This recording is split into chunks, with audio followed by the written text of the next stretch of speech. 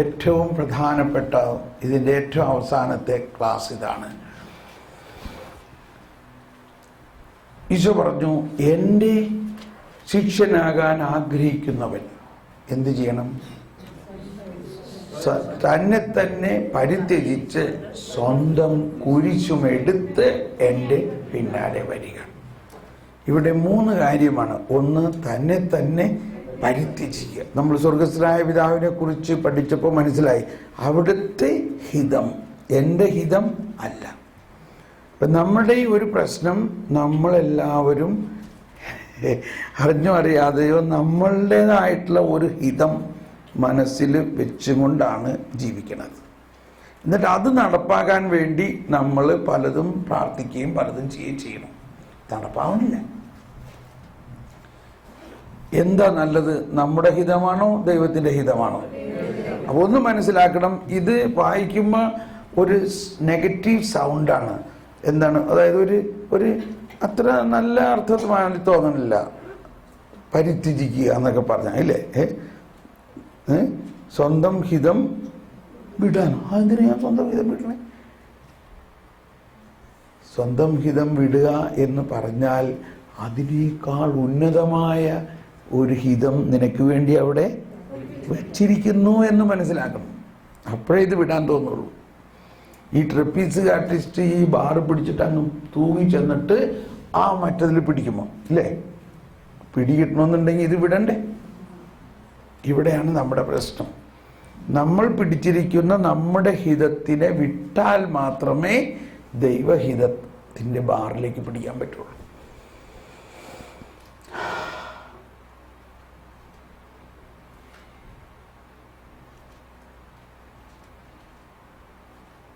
ഇത് ഏറ്റവും ബുദ്ധിമുട്ടുള്ളൊരു കാര്യം ഇതാണ്. എങ്ങനെ സാധിക്കും? ജ്ഞാനമാണ് ആദ്യത്തെ വിഷയം. കണ്ടോ, അങ്ങയുടെ പരിശുദ്ധാത്മാവിനെ അങ്ങയുടെ സിംഹാസനത്തിൽ നിന്ന് അയക്കണേ, അങ്ങയോടൊപ്പം പ്രവർത്തിക്കുകയും സൃഷ്ടിയിൽ പ്രവർത്തിക്കുകയും അങ്ങയുടെ ഹിതമറിയുന്ന ആ ജ്ഞാനം എന്നിലേക്ക് അയക്കണമേ, ഞാനും അങ്ങയുടെ ഹിതം അറിയാനിടയാണ്. അപ്പോൾ എന്താണ് അങ്ങയുടെ ഹിതം? നമ്മൾ തോന്നുന്നേ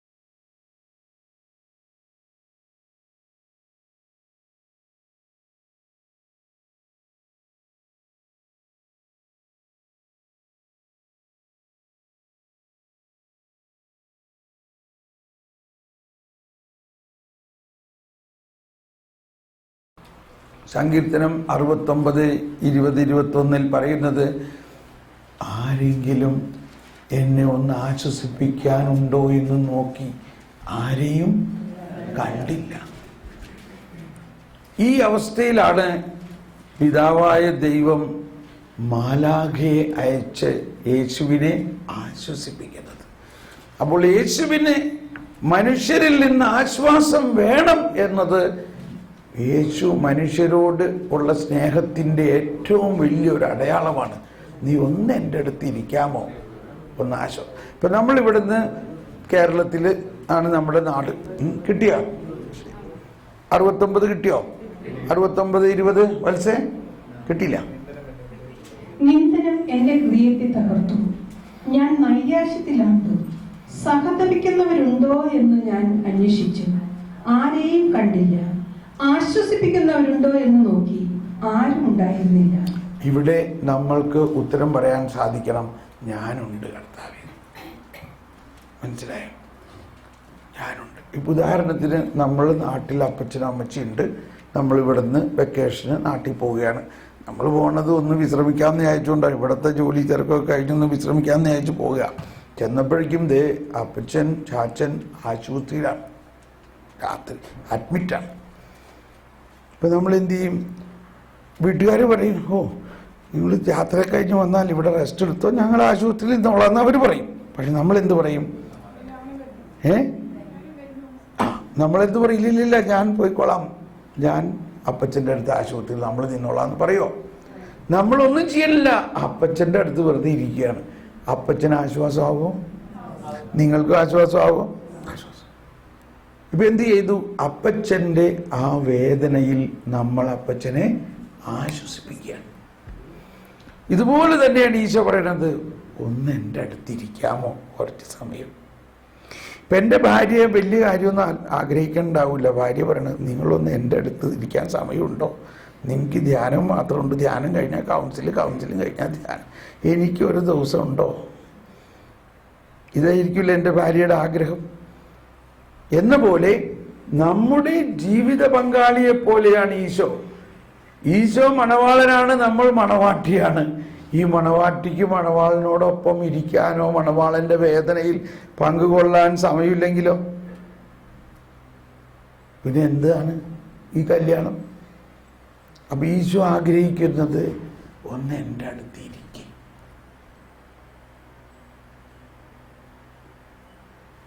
അങ്ങനെ ഇരിക്കുമ്പോൾ ഈശോയുടെ വേദന നമ്മുടെ വേദനയുമായിട്ട് കലരപ്പെടുന്നു. അപ്പോൾ ഈശോയ്ക്ക് ആശ്വാസം ഉണ്ടാകുന്നു. ഈശോയ്ക്ക് ആശ്വാസം ഉണ്ടാകുമ്പോൾ നമുക്കും ആശ്വാസമാകും. Praise the Lord. ഇത് ഇനി ഏശയ്യായിൽ പറഞ്ഞിട്ടുണ്ട്. കർത്താവിൻ്റെ ദാസൻ 3 ഏശയ്യ 50:6 ഏശയ്യ 50:6 ഈശോയെക്കുറിച്ചാണ് പറഞ്ഞിരിക്കുന്നത്. അവിടെ എന്താ പറഞ്ഞിരിക്കുന്നത്? അടിച്ചവർക്ക് പുറവും താടിമീശ പറിച്ചവർക്ക് കവിളുകളും അവൻ കാണിച്ചു കൊടുത്തു. നിന്ദനത്തിൽ നിന്നും അടിച്ചവർക്ക് പുറവും താടിമീശ പറിച്ചവർക്ക് കവിളുകളും ഞാൻ കാണിച്ചു കൊടുത്തു. നിന്ദയിൽ നിന്നും തുപ്പലിൽ നിന്നും ഞാൻ മുഖം തിരിച്ചില്ല. ദൈവമായ കർത്താവ് എന്നെ സഹായിക്കുന്നതിനാൽ ഞാൻ പതറുകയില്ല. ഞാൻ എന്റെ മുഖം ശിലാതുല്യമാക്കി, എനിക്ക് ലജ്ജിക്കേണ്ടി വരികയില്ല. ഇത് ഏശയ്യായിൽ പറഞ്ഞിരിക്കുന്നത് ഈശോ അനുഭവിക്കാനിരിക്കുന്ന ആ പീഡാനുഭവത്തെ കുറിച്ച് കൃത്യം എഴുതിയിരിക്കുകയാണ്. അടിച്ചവർക്ക് പുറവും താടിമീശ പറിച്ചവർക്ക് കവിളുകളും കാണിച്ചു കൊടുത്തു. നിന്ദനത്തിൽ നിന്നും തുപ്പലിൽ നിന്നും മുഖം തിരിച്ചില്ല. അപ്പൊ ഈ തുപ്പാനൊക്കെ ആള് വരാത്തേന്ന് നോക്കി നിൽക്കാണ് ഈശോ. അതെന്താണ്? ആ വചനം പൂർത്തിയായിട്ടില്ലല്ലോ എന്ന് പറഞ്ഞാൽ തുപ്പാൻ വേണ്ടി ആരും വന്നില്ലല്ലോ എന്ന് പറയപ്പോഴേക്കും ഒരാൾ തുപ്പി. Praise the Lord. ഇപ്പൊ ഈശോ എന്താ മനസ്സിലാക്കുന്നത്? യേശയ്യായി പറഞ്ഞിരിക്കുന്ന ആ വചനം പൂർത്തിയായി. ഇങ്ങനെ നമ്മുടെ ജീവിതത്തിൽ വചനം പൂർത്തിയാകണം. വചനത്തിന് മധുരം ഉണ്ടാകണമെങ്കിൽ ഇന്നത്തെ കുർബാനയിൽ അങ്ങയുടെ മധുര വചനം ഞാൻ കേട്ടു. വചനത്തിന് മധുരം ഉണ്ടാവണം എങ്ങനെയാണ്? വചനത്തിന് മധുരം ഉണ്ടാവുന്നത് ഇങ്ങനെയാണ്. ഈ സംഭവം നമ്മളിൽ നടക്കുമ്പോൾ നമ്മൾ ഇത് ഈശോ അനുഭവിച്ച കാര്യം ഏശായിൽ പറഞ്ഞത് ഇപ്പൊ എന്നിൽ ഉണ്ടാകുകയാണ്. ആ തുപ്പൽ നല്ല കാര്യം എന്ന് നമുക്കിത് സ്വീകരിക്കാൻ പറ്റുകയാണെങ്കിൽ വചനത്തിന് മധുരമുണ്ടാകും. ഒരിക്കൽ ഒരു സഹോദരി, എപ്പോഴും ഞാൻ പറയാറുള്ള ഒരു ഉദാഹരണമാണ്, ഒരു പെണ്ണ് ഭർത്താവ് മദ്യപിച്ച് ഭയങ്കരമായിട്ട് എല്ലാ ദിവസവും അടിക്കും, അടിയോടടി. കുടിച്ചിരിക്കുന്ന ആൾക്ക് വല്ല വെളിവുണ്ടാകും. അതൊരു വലിയ പ്രശ്നമാണ് നമ്മുടെയൊക്കെ. അപ്പോൾ ഇവള് 2 കുട്ടികളുണ്ട്. ആളുകളോട് പറഞ്ഞപ്പോൾ പറഞ്ഞു, അങ്ങനെയാണെങ്കിൽ നീ അവൻ്റെ വീട്ടിൽ, അല്ലെങ്കിൽ കുറേ പേര് പറഞ്ഞ് കുറച്ച് ദിവസത്തേക്കൊന്ന് മാറി താമസിക്കും. പക്ഷെ ഇവൾക്കിത് പറ്റണില്ല.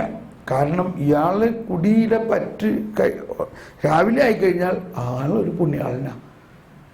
വീട്ടിലെ കാര്യങ്ങളൊക്കെ ചെയ്യും, അവളെ സഹായിക്കും, അടുക്കളപ്പണി ബെസ്റ്റായിട്ട് ചെയ്യും. വൈകുന്നേരം ആയിക്കഴിഞ്ഞാൽ അടുക്കളപ്പണിയല്ല, വേറെ ഇടി തൊഴിയാണ്. അങ്ങനെ ഇരിക്കുമ്പോൾ എവിടെ നിന്ന് എൻ്റെ ടെലിഫോൺ നമ്പർ കണ്ടുപിടിച്ച് ഇങ്ങനെ തോമസ് പോൾ ബ്രദറിനോടൊന്ന് സംസാരിച്ച് നോക്കാം എങ്ങനെ ഇതിൻ്റെ പരിപാടി. അപ്പം ഞാനിത് കേട്ടപ്പോൾ പറഞ്ഞേ, ഇത് വലിയൊരു അനുഗ്രഹമാണ്. അതെന്താ, നീ ഏശയ്യ 50 വായിച്ചിട്ടുണ്ടോ? അതൊക്കെ എനിക്കറിയാം. എന്തെന്നാ അതിപ്പോൾ കൃത്യമായിട്ട് അറിഞ്ഞൂടാ. അവിടെ എഴുതിയിരിക്കുന്നത്, അടിച്ചവർക്ക് പുറവും താടിമീശ പഠിച്ചവർക്ക് കവിളുകളും ഞാൻ കാണിച്ചു കൊടുത്തു. അങ്ങനെ എഴുതിയിട്ടുണ്ടോ? ആ, അത് എന്നെപ്പറ്റി എഴുതിയമാതിരി തോന്നണം. ശരിക്കും അതുപോലെ തന്നെ എന്നെ അടിക്കണേ. Praise the Lord. അതുകൊണ്ടാണ് ഞാൻ പറഞ്ഞത് നിനക്ക് ഭാഗ്യമാണ്. അതിൻ്റെ അർത്ഥം എന്താ? അത് ഈശോയെക്കുറിച്ച് എഴുതിയിരിക്കുന്നത്. ആ, ഈശോയെക്കുറിച്ച് ഏശയ്യായിൽ എഴുതിയിട്ടുണ്ടോ? ഏശയ്യായിൽ എഴുതിയേക്കുന്നത് മുഴുവൻ ഈശോയെക്കുറിച്ചാണ്. പക്ഷെ അത് കേട്ടപ്പോൾ എനിക്ക് എന്തോ തോന്നുന്നുണ്ടല്ലോ. അതാണ് ആ ഈശോ അനുഭവിച്ച ആ വേദന നിന്നെ അനുഭവിക്കാൻ ഈശോ നിന്നെ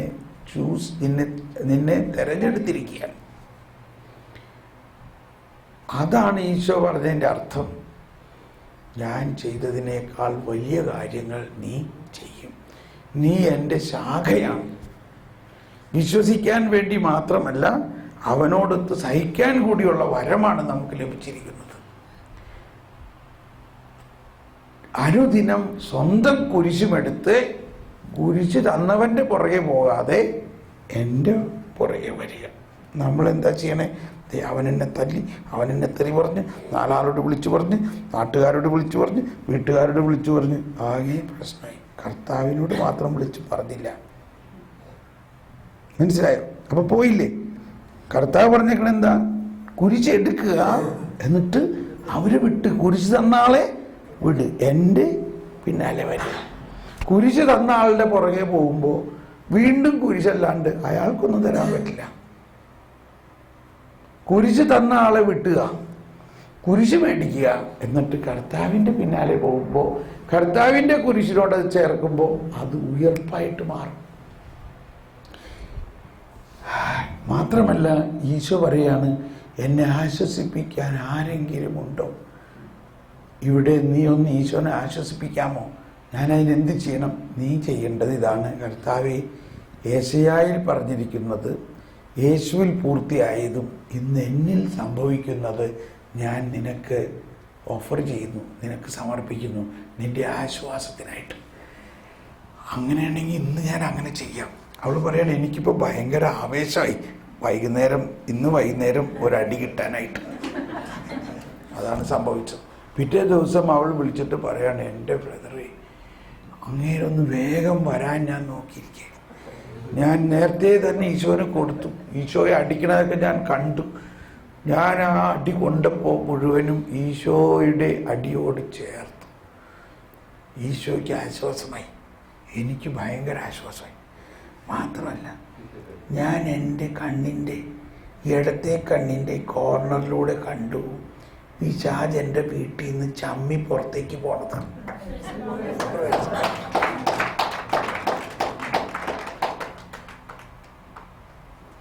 ഇങ്ങനെയാണ് കുരിശ് കണ്ട പിശാച് ഓടൂ എന്ന് പറയണത്. അപ്പോൾ ഇങ്ങനെ നമ്മുടെ ജീവിതത്തിലുള്ള എല്ലാ തിരസ്കരണങ്ങൾ, വഞ്ചന, വഞ്ചനയാണ് ഈശോ അവൻ ഒറ്റിക്കൊടുക്കപ്പെട്ട രാത്രിയിൽ കണ്ടോ. അങ്ങനെ നമ്മളും ഒറ്റിക്കൊടുക്കപ്പെടുകയും വഞ്ചിക്കപ്പെടുകയും ഒരു കാരണവുമില്ലാതെ നമ്മളെ ഇതൊക്കെ സംഭവിക്കുമ്പോൾ ഈ ഈശോയുടെ ജീവിതത്തിൽ ഒരു സംഭവമായിട്ട് അതിനെ ചേർക്കണം. സങ്കീർത്തനം 55 പറയുകയാണ്, 55:12-13 പറയുന്നത്, ശത്രുവല്ല എന്നെ നിന്ദിക്കുന്നത്, ആയിരുന്നെങ്കിൽ എനിക്ക് അകന്നു നിൽക്കാമായിരുന്നു, സഹിക്കാമായിരുന്നു. എൻ്റെ എതിരാളിയല്ല, ആയിരുന്നെങ്കിൽ എനിക്ക് അവരിൽ നിന്നും മാറി നിൽക്കാമായിരുന്നു. എന്നാൽ എൻ്റെ സഹചരനും ഉറ്റ ചങ്ങാതിയും ആയ നീ തന്നെയാണ് ഇത് ചെയ്യുന്നത്. ശത്രുവല്ല എന്നെ നിന്ദിക്കുന്നത്, ആയിരുന്നെങ്കിൽ ഞാൻ സഹിക്കുമായിരുന്നു. എതിരാളിയല്ല എന്നോട് ധിക്കാരപൂർവ്വം പെരുമാറുന്നത്, ആയിരുന്നെങ്കിൽ ഞാൻ അവനിൽ നിന്ന് മറഞ്ഞിരിക്കുമായിരുന്നു. എന്നാൽ എന്റെ സഹചരനും ചങ്ങാതിയും ഉറ്റ സ്നേഹിതനുമായിരുന്ന നീ തന്നെയാണ് അത് ചെയ്തത്. നമ്മൾ ഉള്ളു തുറന്ന് സംസാരിക്കുമായിരുന്നു. നമ്മൾ ഒന്നിച്ച് ദേവാലയത്തിൽ കൂട്ടായ്മ ആചരിക്കുമായിരുന്നു. ഇതാരെ കുറിച്ചാണ് പറയുന്നത്? യേശുവിനെ പത്രോസിൽ നിന്നും യൂദാസിൽ നിന്നും എല്ലാം കിട്ടാനിരിക്കുന്ന വഞ്ചനയെക്കുറിച്ചും തിരസ്കരണത്തെക്കുറിച്ചും യേശുവിന് 1000 വർഷം മുമ്പ് എഴുതിയിരിക്കുന്നതും എല്ലാ ദിവസവും യേശു ഇത് പാടി പ്രാർത്ഥിക്കുകയും ചെയ്തപ്പോഴെല്ലാം യേശു വേദനിക്കപ്പെടുകയും ചെയ്തിരുന്ന സംഭവമാണ്. ആ സംഭവമാണ് അന്ത്യ അത്താഴത്തിൽ ഈശോ പറഞ്ഞു, സ്നേഹിത നീ വരിക, നമ്മൾ ഒന്നിച്ചൊരു കൂട്ടായ്മ വേണം. എന്തിനാണ്? എന്നാലേ ഈ വചനം പൂർത്തിയാവും. നീ ചെയ്യാനുള്ള കാര്യം വേഗം ചെയ്യും. ഇതും നമ്മൾ അനുഭവിക്കും. നമ്മളെല്ലാവരും ജീവിതത്തിൽ ഏതെങ്കിലും ഒരു ദിവസം വഞ്ചിക്കപ്പെടും, തിരസ്കരിക്കപ്പെടും. അതിക്രൂരമായി നമ്മൾ ഏറ്റവും കൂടുതൽ സ്നേഹിക്കുന്ന ആരെങ്കിലും നമ്മളെ വേദനിപ്പിക്കും. ഇത് സംഭവിച്ചിട്ടില്ലെങ്കിൽ സംഭവിക്കും. അത് ഒഴിവാക്കാതിരിക്കാൻ നല്ലത്. അതിനുവേണ്ടി നിങ്ങൾ ഒരുങ്ങുക. ഈശോ മുൻകൂട്ടി ഒരുങ്ങിയിട്ടാണ്, എനിക്ക് ജെറുസലേമിൽ പോകണം, അവരെന്നെ അവിടെ നോക്കി നിൽക്കുകയാണ്. ഈശോ പത്രോസിനോട് പറഞ്ഞു, നീ എന്നെ 3 പ്രാവശ്യം തിരസ്കരിക്കും. ഇല്ല, ഞാൻ അങ്ങനെ ചെയ്യില്ല, ഞാൻ ജീവൻ. കോഴി കൂവുന്നതിന് മുമ്പ്, കോഴി 2 പ്രാവശ്യം കൂവുന്നതിന് മുമ്പ് നീ 3 പ്രാവശ്യം എന്നെ തിരസ്കരിക്കും. ജൂദാസിനെയൊക്കെ ചൂസ് ചെയ്തപ്പോൾ ഇതിനു വേണ്ടിയാണ് ജൂദാസിനെ തിരഞ്ഞെടുത്തത്. അവസാനം പറഞ്ഞു, നീ വേഗം പോയി ചെയ്യാനുള്ള കാര്യം. അപ്പോൾ ഇങ്ങനെ നമ്മുടെ ജീവിതത്തിൽ ഉണ്ടായിട്ടുണ്ടോ? ഒരു നിമിഷം കണ്ണടയ്ക്കുക. നമ്മുടെ ജീവിതത്തിൽ നമ്മൾ വഞ്ചിക്കപ്പെടുകയും തിരസ്കരിക്കപ്പെടുകയും നമ്മളേറ്റവും സ്നേഹിക്കുന്ന വ്യക്തികൾ നമ്മളെ വളരെയധികം വേദനിപ്പിക്കുകയും ചെയ്തിട്ടുള്ള ഒരു സംഭവം മുന്നിൽ കൊണ്ടുവരിക. എന്നിട്ട് ഈശോയുടെ ആ വേദനയോട് ചേർക്കുക. ഈശോ വഞ്ചിക്കപ്പെട്ടു, ഈശോ തിരസ്കരിക്കപ്പെട്ടു, ഈശോ ഒറ്റിക്കൊടുക്കപ്പെട്ടപ്പോഴുള്ള ആ വേദനയോട് ചേർക്കുക. ഈ സങ്കീർത്തനം 55 ആ യേശയ്യ 50 പറഞ്ഞിരിക്കുന്ന കാര്യങ്ങൾ അന്ന് യേശുവിൽ പൂർത്തിയായത് ഇന്ന് യേശുവിൻ്റെ ശാഖയായ എന്നിൽ പൂർത്തിയാകുന്നു.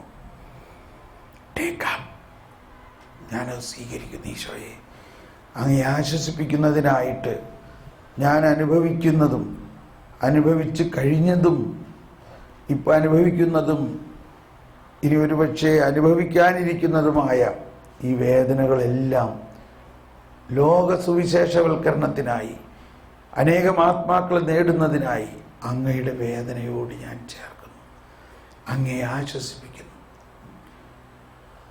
എന്നെ വേദനിപ്പിച്ചവരോട് ഞാൻ ക്ഷമിക്കുന്നു. എൻ്റെ എല്ലാ സഹനങ്ങൾക്കും വലിയ അർത്ഥമുണ്ട്. അങ്ങറിയാതെ ഒന്നും എൻ്റെ ജീവിതത്തിൽ സംഭവിക്കുകയില്ല. സംഭവിച്ചിരിക്കുന്നതെല്ലാം അങ്ങ് അറിഞ്ഞുകൊണ്ടാണ്, അങ്ങേക്ക് വേണ്ടിയാണ്, ലോകം മുഴുവൻ്റെയും വിശുദ്ധീകരണത്തിന് വേണ്ടിയാണ്. ശാല ഹാല ബല സ്തുതിക്കുക. യേശുവേ സ്തോത്രം. ശാല ഹാല ബല. യേശുവേ സ്തോത്രം. യേശുവേ മഹത്വം.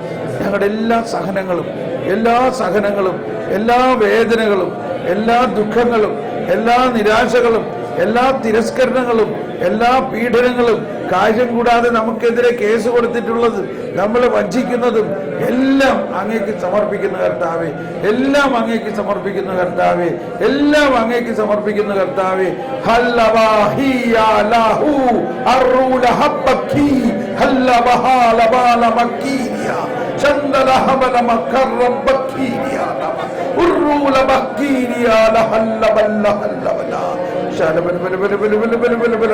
ഞങ്ങളുടെ ആന്തരികമായ പുതിയ സൃഷ്ടിയാക്കുന്ന പ്രവർത്തനത്തിന്റെ ഏറ്റവും പ്രധാന ഭാഗമാണിത്.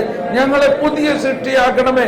ഞങ്ങളിലുള്ള പഴയതെല്ലാം ഈശോയുടെ പീഠാനുഭവത്തോട് ചേർത്തുകൊണ്ട് ഉയർപ്പാക്കി മാറ്റണമേ.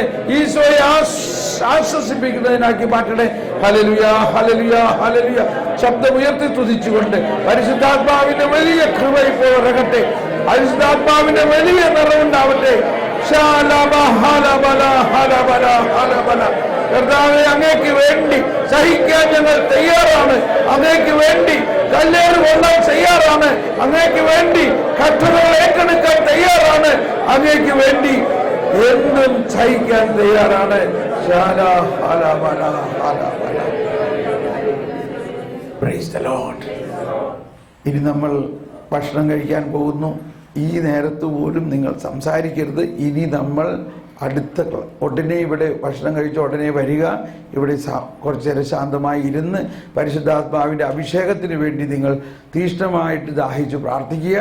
അതിന് സാവധാനം നമ്മൾ അഭിഷേക പ്രാർത്ഥനയിലേക്ക് കിടക്കും. വേഗം നമുക്ക് ഭക്ഷണം കഴിക്കാൻ പോകാം. Thank you.